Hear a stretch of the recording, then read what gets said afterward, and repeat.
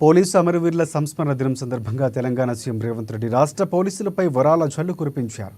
వీరమరణం పొందిన పోలీసుల కుటుంబాలకు 1 కోటి రూపాయలు నష్టపరిహారం ఇస్తామని ప్రకటించారు సీఎం రేవంత్ రెడ్డి. ఈ సందర్భంగా గోషమాల అమరవీరుల స్తూపం వద్ద నివాళులర్పించారు సీఎం. అనంతరం ఫ్యామిలీలకు ఇచ్చే నష్టపరిహారంపై కీలక ప్రకటన చేశారు. కానిస్టేబుల్, హెడ్ కానిస్టేబుల్ వీరమరణం పొందితే 1 కోటి రూపాయలు, అదే ఎస్ఐ, సిఐ స్థాయి అధికారికి 1,25,00,000 రూపాయలు ఇస్తామని వెల్లడించారు సీఎం రేవంత్ రెడ్డి.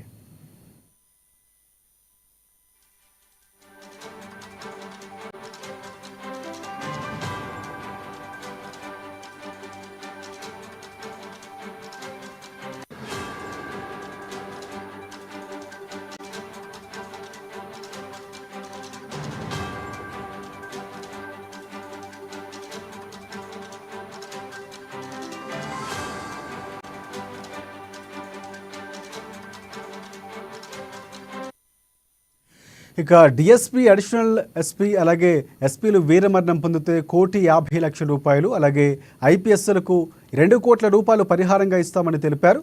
అంతేకాక వారి కుటుంబంలో అర్హతను బట్టి గవర్నమెంట్ జాబ్ కూడా ఇస్తామని వెల్లడించారు సీఎం. అలాగే శాశ్వత అంగవైకల్యం పొందిన అధికారులు ర్యాంకు ఆధారంగా 50,00,000 రూపాయల వరకు నష్టపరిహారం అందజేస్తామని వెల్లడించారు.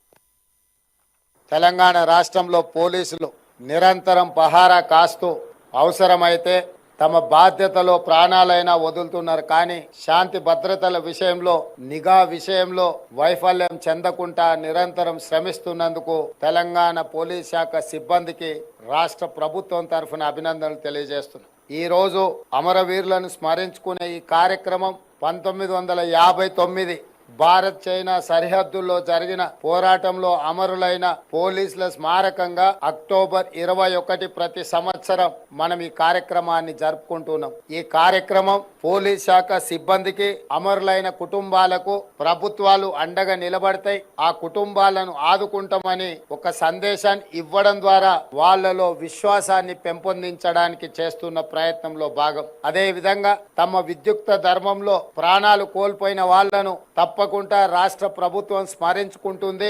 అమరులైన పోలీస్ అధికారులకు ప్రతి